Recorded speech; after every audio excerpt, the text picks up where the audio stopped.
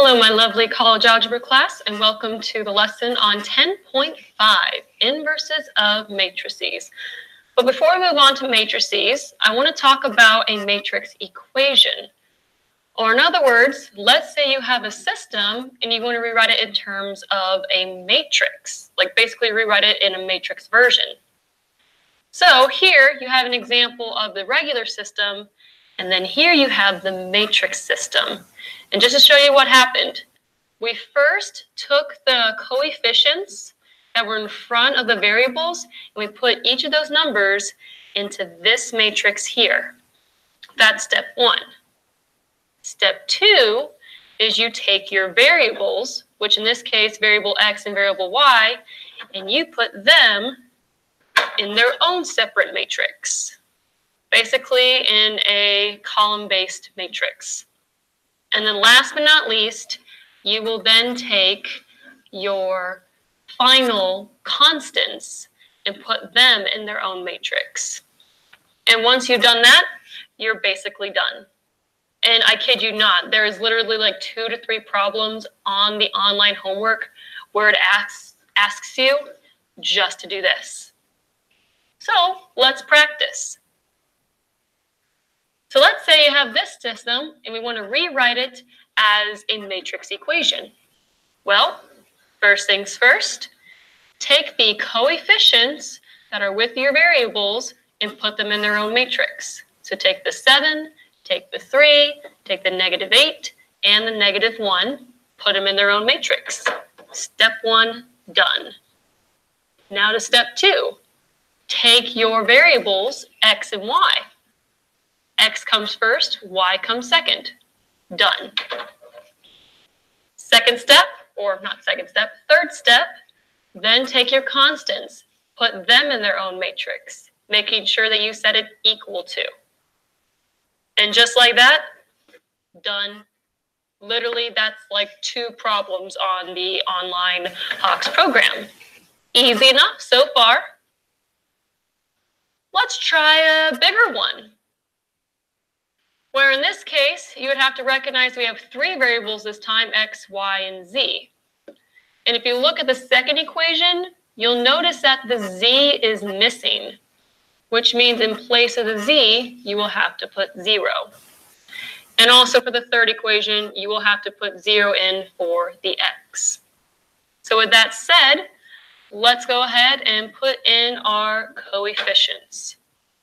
The first row will have the elements 8, -6, and 9. Second row, for x, it'll be 5. For y, it'll be 3. And since the z is missing, you'll put in 0 for z. Then the last row, for 0, you'll put x. Or no, in the x spot, you'll put 0. For the 6, in the y spot, you'll put 6. And in the z spot, you'll put -3. And then, of course, for the second box, you'll not only put x and y, but you will also put z. And then last but not least, set it equal to the matrix that has your constants, 13, 11, and -3. And just like that, done. So this type of matrix equation will actually be useful with inverses, which we will now talk about. So, recall from way back when, in one of our previous lessons, when we learned about how to find the determinant of the matrix. So just a refresher, you first multiply the elements of your downwards diagonal, which in this case will be -8. Then you multiply the elements of your upwards diagonal, 8 times -3 to give you -24.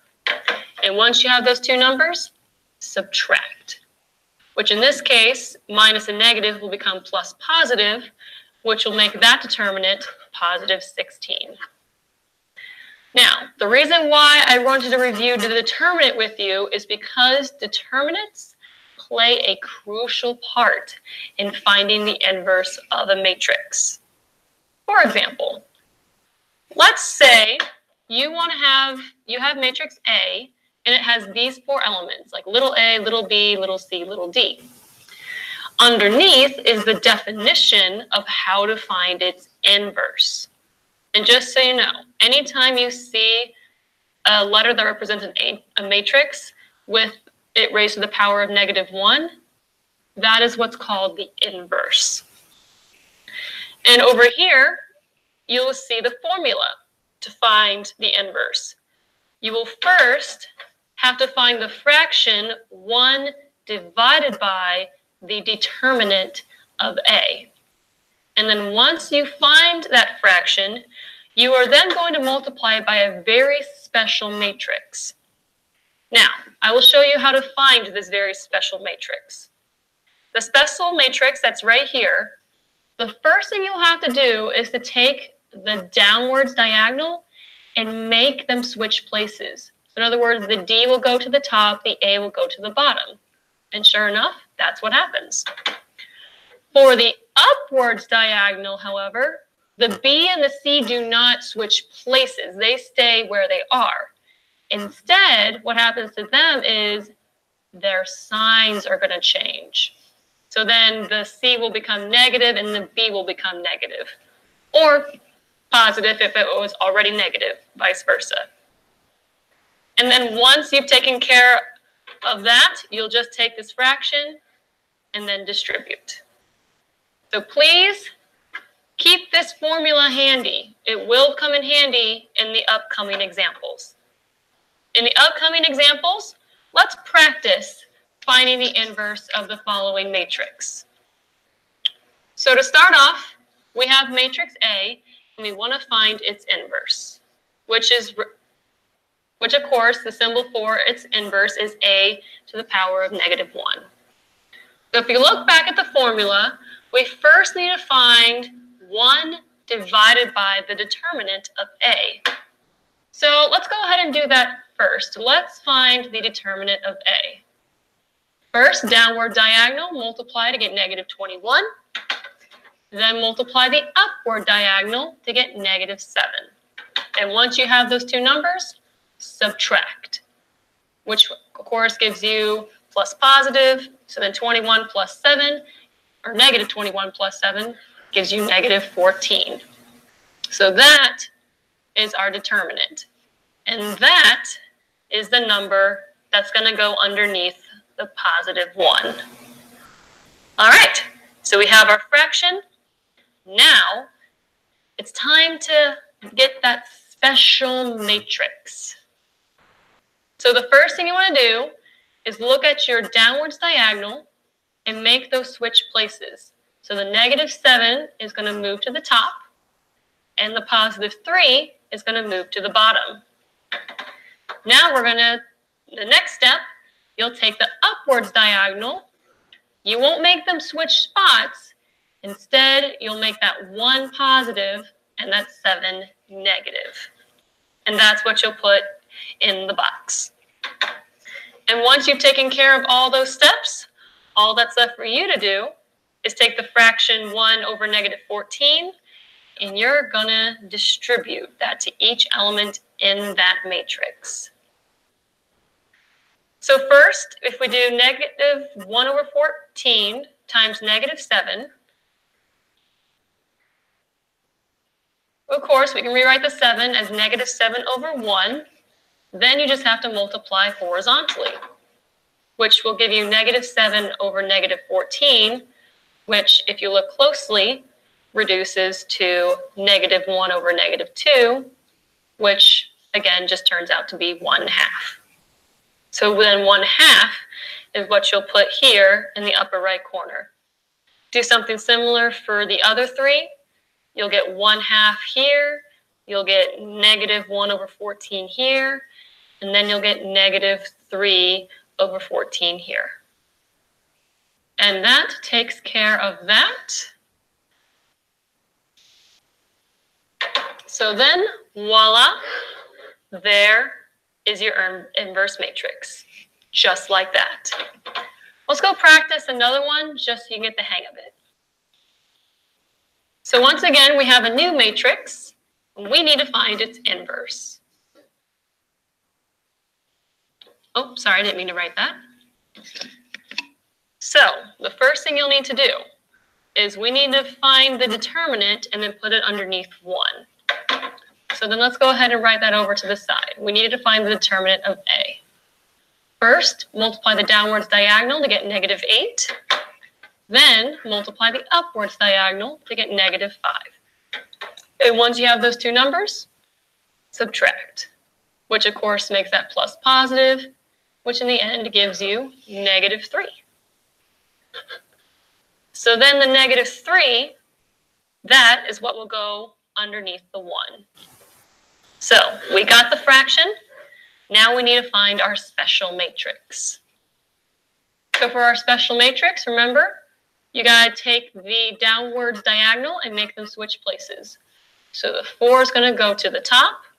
The -2 is going to go to the bottom. And then for the upwards diagonal, all they are going to do is just change the sign. The -1 will become +1, and the 5 will become negative.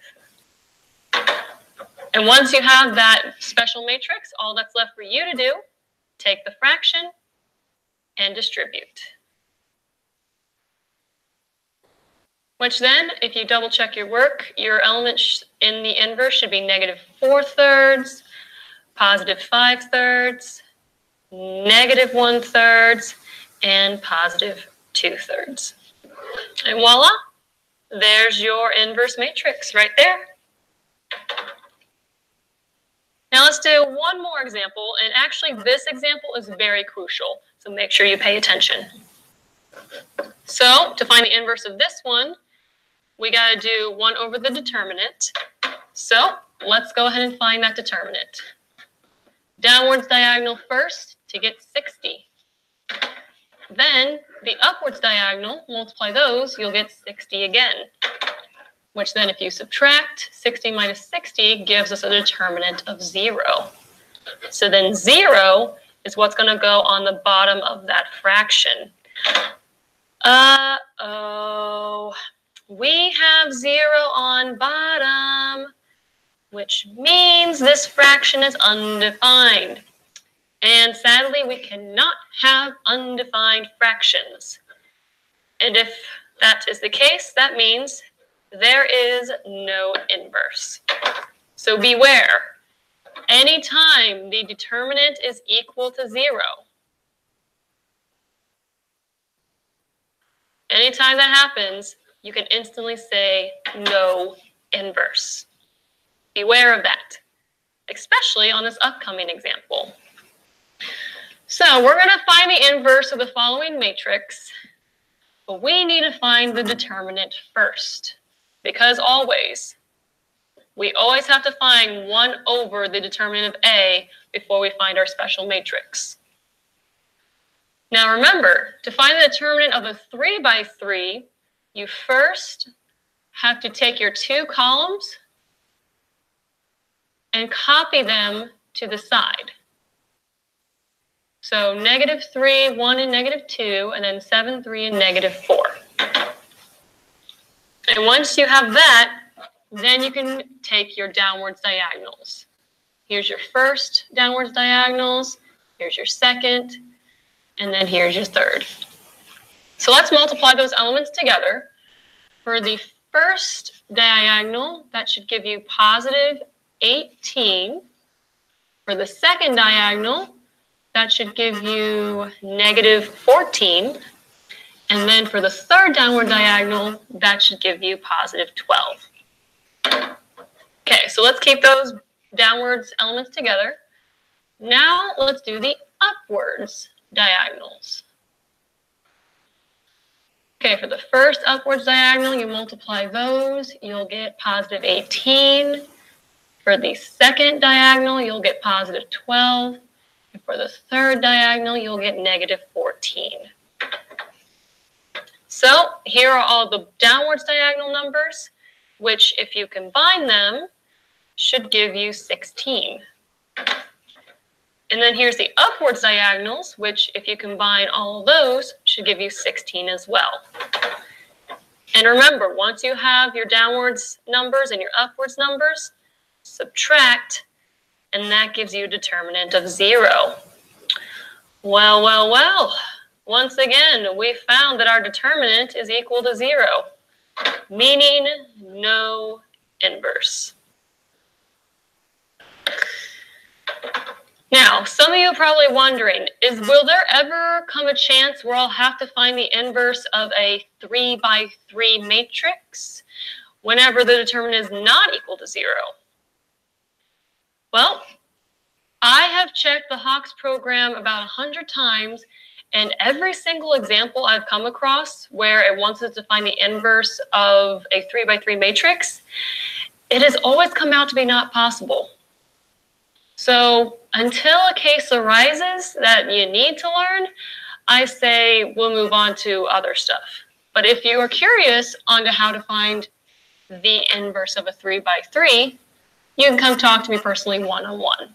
But for now, let's stick with this. But now moving on to some other stuff. Now we're going to move on to solving systems using inverses. Now, another method for solving systems is to find the inverse of the matrix and then multiply the inverse to both sides of the matrix function. Because here's an interesting thing you should know about inverse matrices. If you ever have a matrix A and you multiply it by its inverse, it actually simplifies to become 1. The same thing if you multiply the inverse in the front. Or more specifically, anytime you multiply a matrix by its inverse, it cancels out, which is something really, really, really nice. As you will see in the next example, how nice it is. So, moving on, I'm going to show you how to solve the following system by using the inverse method. And the first thing I want you to do is to take this system and we're going to rewrite it in the matrix equation.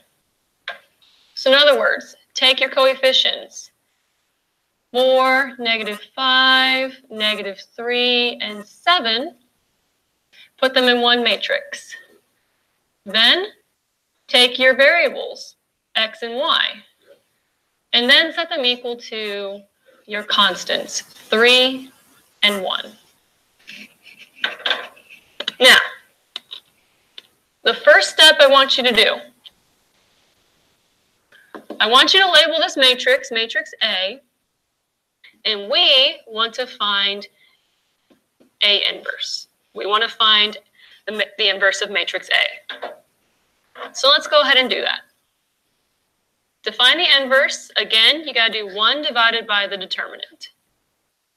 So off to the side, I'm going to find the determinant of matrix A. First, take the downward diagonal to get 28. Then do the upwards diagonal, which should give you 15. And then subtract, which 28 minus 15 will give you 13 as the determinant. So take that determinant, put it underneath 1, and we're off to a good start. Now, moving on to the second part, we need that special matrix, where first things first, take the downwards diagonal, make them switch spots. So the 7 goes to the top, the 4 goes to the bottom. Then take the upwards diagonal, change their signs. So this will become +3 and +5. And then all that's left for you to do, take that fraction, distribute.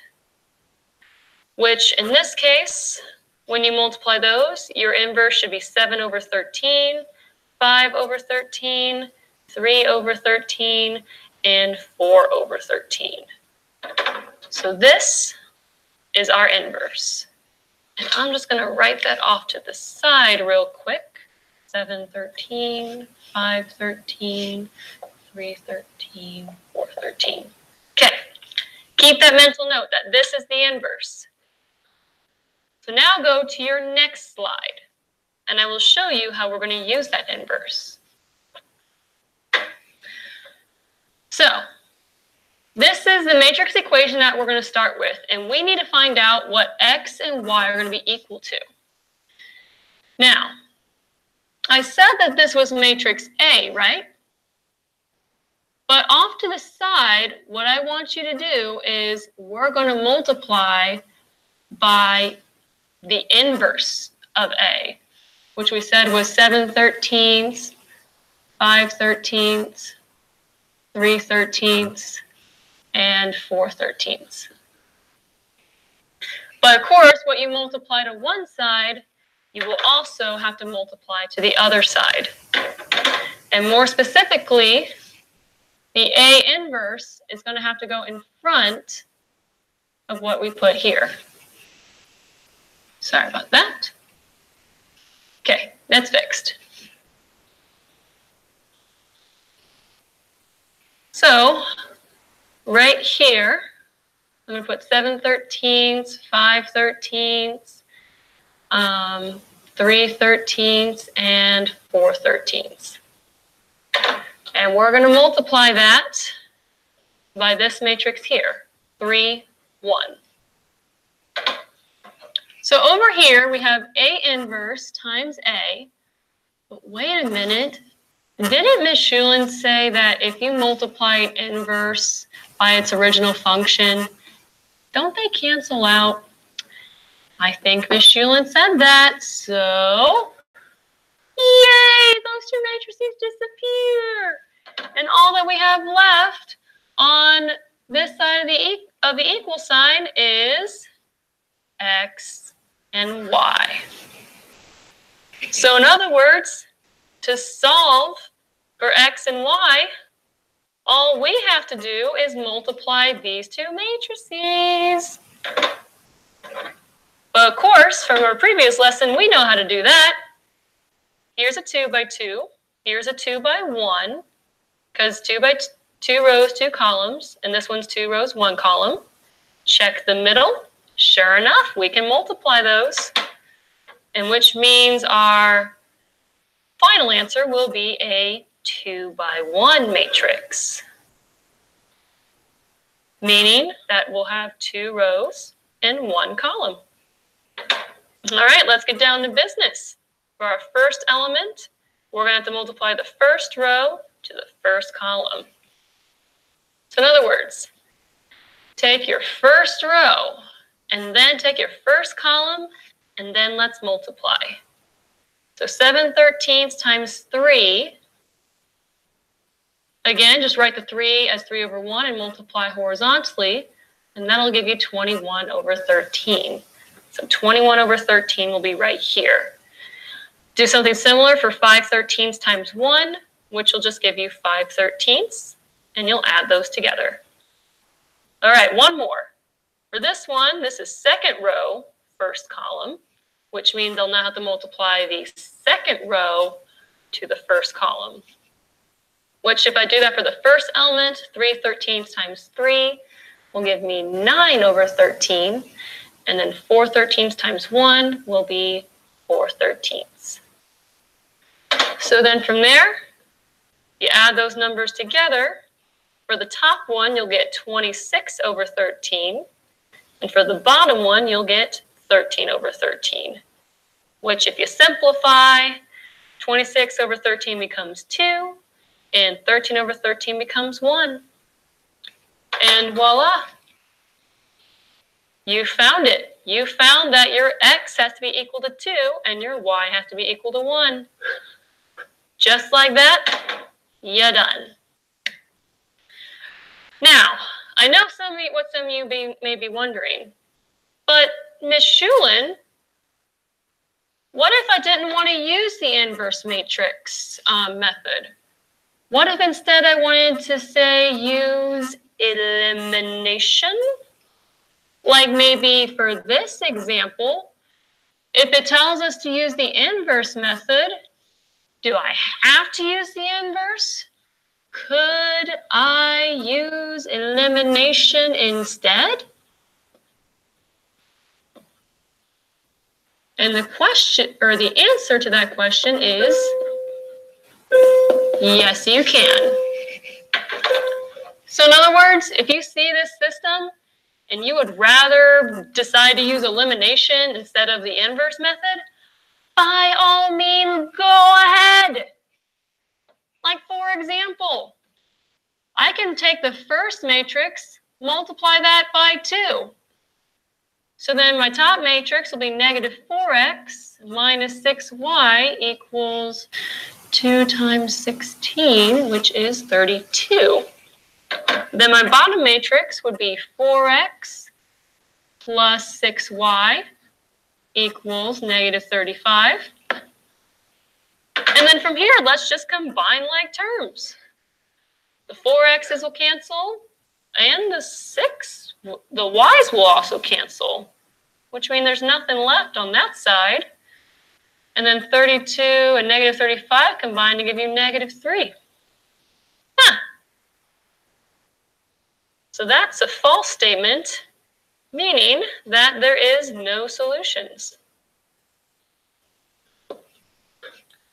So, as you can see, that was much faster and much easier to do than the inverse method. So if you prefer the elimination method over the inverse method, go right ahead. If you like the inverse method, you can use it as well. You have options. Pick whichever one you like. However, I will say something about this. On the Hawks program, it wants us to take a 3 by 3, and it wants us to use the inverse method to find x, y, and z. And to that I say, oh, heck no. The reason why is because the Hawks program's method of inverse, using this system to try and solve, it takes over 35 steps to do. And again, I say, oh, heck no. Don't even try using the inverse method on this one. It is much easier just to use the row epsilon method, and it is so much faster. If you want me to teach you the inverse method one-to-one, I can. But for now, let's stick with the easier and faster method. So with that said, let's go to the next slide. We're going to solve this following system not by the inverse method. We're going to use the row epsilon form. And I apologize if I misspelled that. But moving on. So first things first, if you need a refresher on the row epsilon form, I first need you to take all your elements and put them in the row epsilon matrix. So in other words, think of it as there's like a 0x here, and you'll put 0, negative 3, and 21. For the second row, you'll put negative 1, negative 3, 2, and 8. And then for the bottom row, we're going to put negative 3, 11, 5, and negative 74. So, remember with row epsilon form, we first need to take this first element in the first row. We need to make it a 1 somehow. We need to make this number a positive 1. And the first thing I will try to do to make that happen is I'm going to take row 2 and I'm going to switch it with row 1. So let's go ahead and do that. Let's make both the rows switch places. Or let's make the first row and the second row switch places. So the second row, I'm going to move to the top. So negative 1, negative 3, 2, and 8. And then I'm going to, this row, I'm then going to move to the middle. 0, negative 3, 21. And then for the bottom row, we have not changed that yet. So we're going to leave that as is. All right, we're off to a good start. And while we're at it, the reason I switched those is now I can just take row 1 let's multiply the first row by -1 so that that first element becomes positive. So let's go ahead and do that. So in the first row, I'm going to multiply everything by -1, which will make this positive. Well, hang on. Multiply by -1, -1, -1, -1. So that becomes +1, this becomes +3, this becomes -2, and this becomes -8. So then here, the second row and third row we have not touched yet. So then that will take care of that. Okay. So my first element is 1. Good. Then the element underneath has to be 0, which is good. And then this element, that's -3, we need to make that 0 somehow. So let's try and do that. If you give me a moment.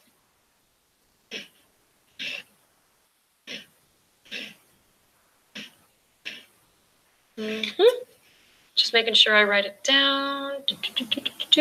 Okay, so now move on to the next slide. I have more room. I'm going to rewrite that matrix that we just had, where the first row was 1, 3, -2, -8. And the second row was 0, -3, -3, 21. And the last row was -3, 11, 5, and -74. Okay. So how about this? Let's say I'm going to take row 1. I'm going to multiply it. Give me a second. I'm going to take row 1. I'm going to multiply it by +3. And then whatever that is, I'm going to add it to row 3. So let's go ahead and try that. So I'm going to multiply the first row by 3, 3, 3, 3. And then whatever that gets me, I'm going to add that to row 3. So 1 times 3 is 3, which if I add that to -3, that gets me a 0. This becomes 9, which if I add to 11 becomes 20. Then 3 times -2 is -6, which will give me a -1. And then lastly, -8 times 3 is -24, which if I add that to -74, that should get me -98. Okay, so that takes care of the third row. So then we can rewrite the first 2 rows just as they were. And we're good. Okay. So then the final step is we need to either make this 20 0 or we need to make this 1 0. And once we either make the 20 or the -1 to become 0, then we can easily solve for one of the variables. And here is how I think we should do it. I think it'll be much easier to try and make the -1 make that a 0. And sadly, at this point, we can no longer use the first row. We have to multiply something by the second row in order to make it 0. And here's what I think we should do. Let's multiply -1/3 to row 2. And when we do that, then add it to row 1. If you're not sure where I'm going with this, give me a moment. You will see what I'm going to do in a second. So the first row, we're going to leave as is. Now, the second row, I'm going to multiply by -1/3 to each part.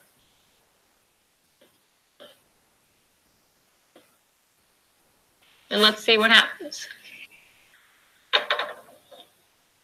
So -1/3 times 0 is just 0. And if I add that, still going to be 0. Negative 1/3 times negative 3, that gives me a positive 1, which if I add becomes 21. Then negative 3 times negative 1/3 again is positive 1, which if I add to that becomes 0. Nice. And then 21 times negative 1/3 will become negative 7, which if I add to negative 98 should give me negative 105. And there you go. And then for the second matrix, we leave it as is. All right, so look at that. For the last row, 0x, 21y, 0z equals negative 105. Or in other words, let's just take 21y, make that equal to negative 105, and then divide by positive 21. And check this out. Negative 105 divided by 21 gives us that y is going to be equal to negative 5. Boom. So we have our x. Now all that's left to do is to find the x and to find the z. And you're probably thinking, oh, do I have to do row epsilon form again for x and for z? That's going to take too long. But lucky for you, you don't have to. So go back to the previous slide. Look at our equations. Or specifically this one, what if I plug in y for negative 5? Then I can easily solve for z. Boom. And you can do that on your own, but you should get that z should be equal to negative 2. And then once you have your y and your z, you can then plug in negative 5 for y, plug in negative 2 for z into one of the other equations to solve for x. And once you check that, you should get that x should be equal to positive 3. And there you go. That's how you use row epsilon form to find your 2 solutions, or your 3 solutions. So then as your ordered pair, you'll put 3 in the x spot, negative 5 in the y spot, and the negative 2 in the z spot. And congratulations, you are now officially ready to certify for the online homework for 10.5 Inverses of Matrices. So with that said, I bid you adieu, and I will see you next time.